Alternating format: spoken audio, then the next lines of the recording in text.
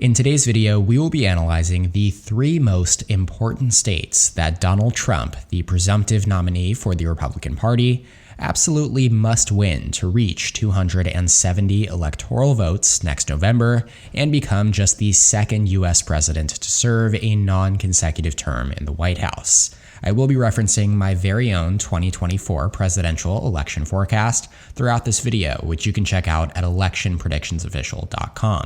This forecast is based on tons and tons of data related to polling, shifts, trends, demographics, prediction markets, industry ratings, and so much more. A link will pop up for it in the top right-hand corner. It will also be the very first link in the description. Alrighty, without further ado, let's identify the three states that the former president's campaign should spend the most time and resources on ahead of Election Day. On your screen right now is a 2024 Electoral College map filled in based on the results of the 2020 presidential race, except for the 14 states and 2 congressional districts that were decided by a single-digit margin. We can safely consider these colored-in states to be solidly aligned with either party, and for the purposes of this video, the Trump campaign should not be wasting any time or resources on any of them. They're not going to flip any of these safe blue states, and they're not at risk of losing any of these safe red states. In fact, all 36 of these solid states, plus the District of Columbia, have voted for the same party in each of the last 4 presidential elections dating back to 2008. Now, you've probably noticed that Donald Trump and Republicans are already at a disadvantage here, down 125 to 209 in the Electoral College vote count. That's largely because the deep blue states of California, Illinois, New York, New Jersey, and Massachusetts, where Democrats have built up their large voter bases, account for 126 electoral votes between them, more than all of these 20 safe Republican states combined. That is just the lay of the land and where the people live. Republican voter bases tend to be more spread out across the middle of the country in states with smaller populations, and therefore fewer electoral votes. On a more positive note, though, for the Republican Party, the states of Texas, Florida, Ohio, and Iowa, as well as Maine's 2nd congressional district, are all very likely to stay in the Trump column for a 3rd straight election in 2024, and they combine for 93 electoral votes, raising Trump's electoral count ahead of Biden at 219 to 209. Now, the Midwestern duo of Ohio and Iowa have effectively voted in tandem with one another since 2008, backing Barack Obama in that election and then again in 2012, before voting for Republican Donald Trump by unexpectedly large margins in both 2016 and 2020.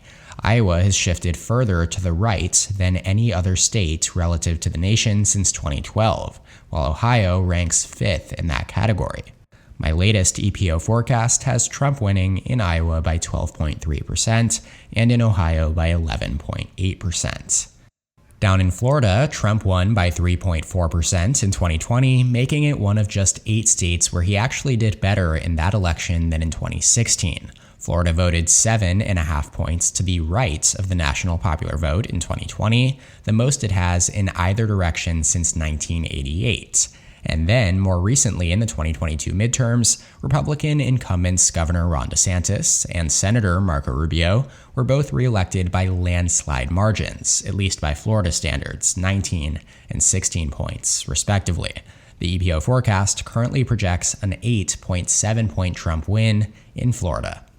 And finally, going back to the map, in Texas, although it was considered a vulnerable state for Trump by some pollsters and experts, and a potential upset victory for Biden due to its recent demographic trends and favorable polling numbers, Trump held Texas with 52.1% of the vote, roughly the same percentage he carried it with in 2016.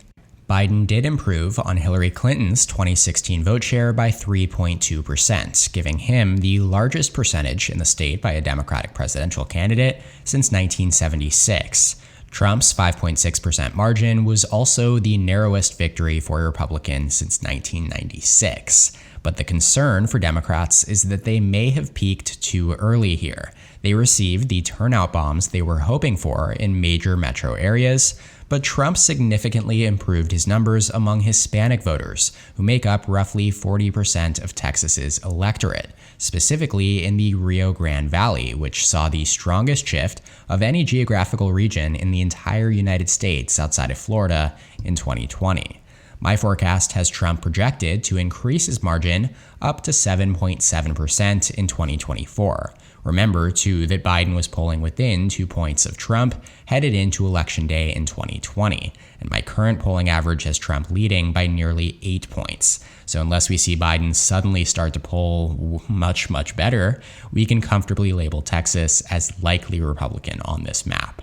So, with those likely Trump states out of the way, for the purposes of this video, where we are trying to determine the 3 states that he must win to reach 270 electoral votes, it would not make any sense to name any of these states that he won in 2020, given that he lost by a substantial electoral college margin. He'll need to, at minimum, carry the states that he won, as well as add several more to his coalition. That, of course, means that North Carolina, which Trump carried by 1.5 points in 2020, will join the aforementioned states in the Republican column as a lean Republican state. It would be completely unreasonable to suggest that there exists a scenario in which Trump loses North Carolina, which has voted Republican in 3 consecutive presidential races, and is projected to favor Republicans by 4.2%, according to my forecast, yet somehow flips a bunch of states elsewhere to reach 270? That's just not going to happen. North Carolina is almost certain to vote to the right of every other state not yet rated on this map. Following similar logic, on the other side, we can label Minnesota, Nebraska's 2nd congressional district, New Hampshire, and Maine's statewide contest as likely Democrat. The Trump campaign is going to need to make some very important choices about where to hold rallies, run ads, knock on doors, all over the coming months, in an effort to optimize for 270 electoral votes, no more, no less. Just like he shouldn't waste too much time and too many resources on states where he is almost certain to win, he also should not be targeting states where he has no shot. When you're playing from behind, you want to target the states that you have the best chance of flipping, and not go fishing for those firmly aligned with the other party. Trump lost all 3 of these likely Democratic states in both 2016 and 2020, and they are each projected to favor Democrats by at least 6 points this November, per my forecast. Democrats have won Minnesota in 12 consecutive presidential elections, the longest active streak of any state, while New Hampshire and Maine have each voted Democratic in 7 of the last 8 elections. So sure, these states may become competitive if Trump wins in a landslide, but he should be operating under the assumption that this will be a close race, in which case he should be directing his attention to these 6 key battlegrounds: Nevada, Arizona, Georgia, Pennsylvania, Michigan, and Wisconsin.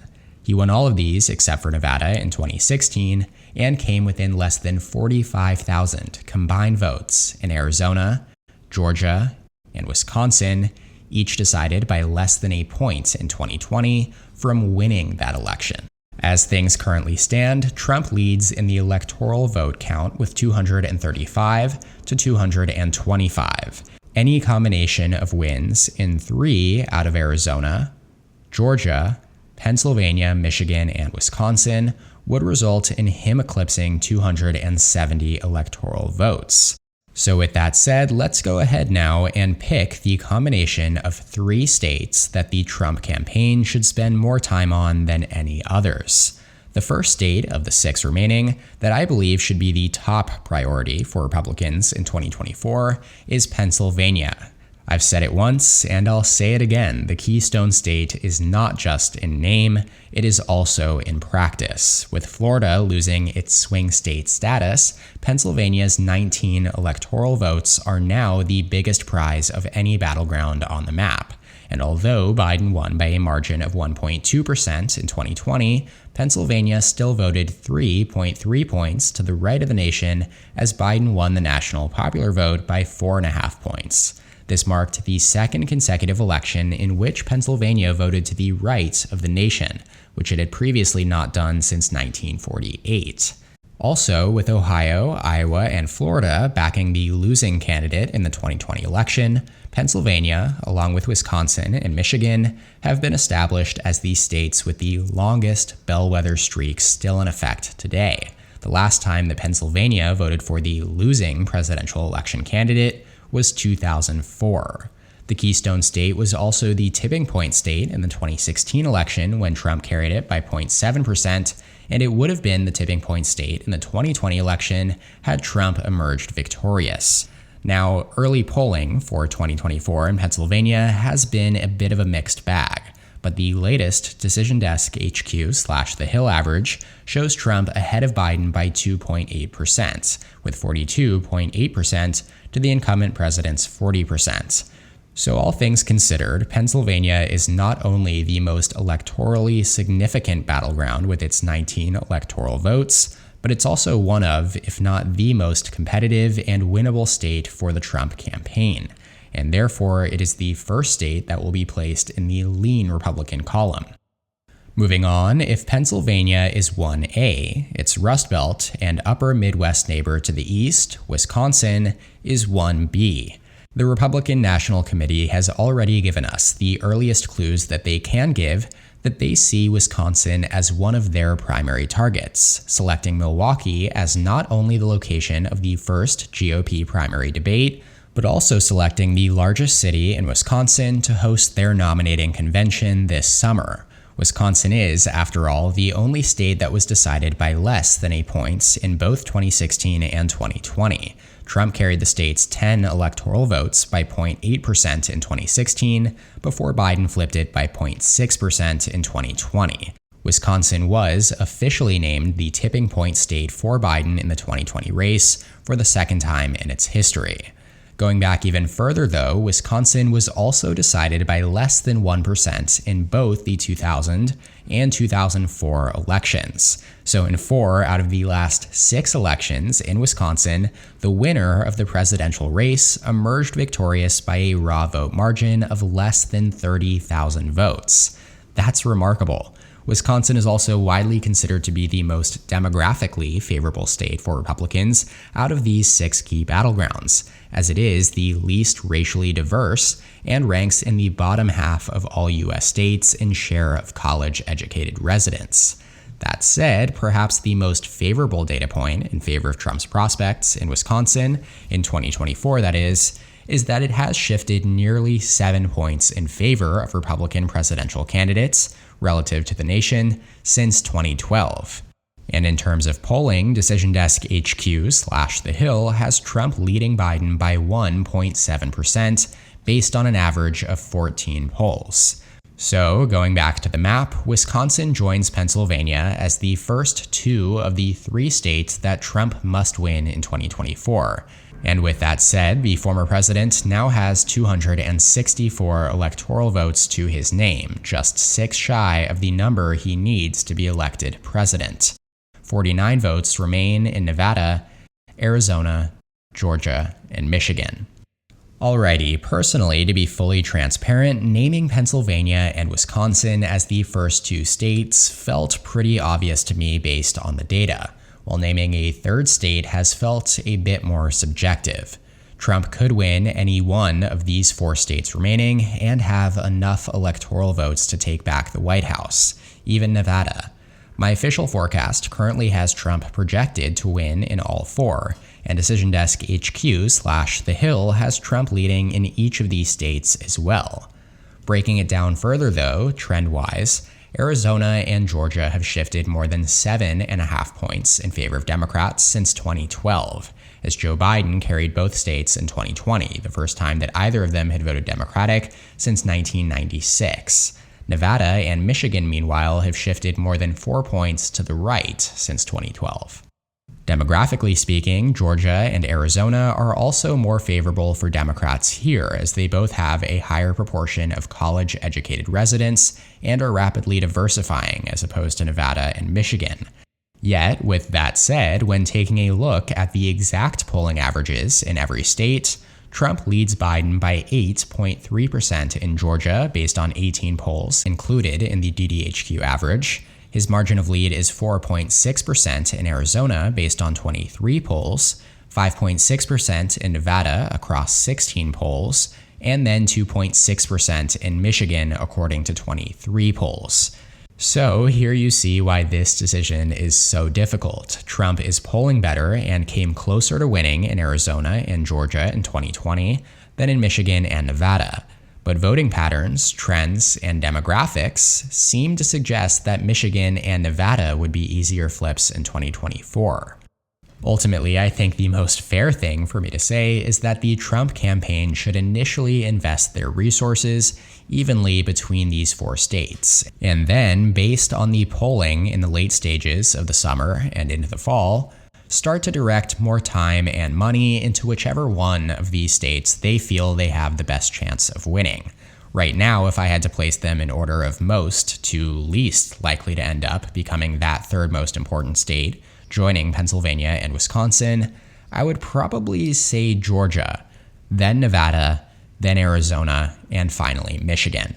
It's just too hard to ignore how well Trump is performing in polls in Georgia, and also sneakily in Nevada. Michigan and Arizona, meanwhile, have seen a string of strong Democratic performances in recent years.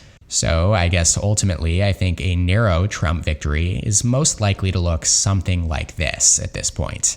But you guys can agree or disagree in the comment section down below. Which states would you change? Let me know. Shout out to my channel members on screen here. Thank you so much for your support. If you would like to become a member, go ahead and click the join button below this video to receive exclusive perks. Make sure to subscribe to my channel down below, and please leave a like on the video if you enjoyed it. You can check out more content from my channel here, and as always, thank you so much for watching. I'll see you next time. EP out.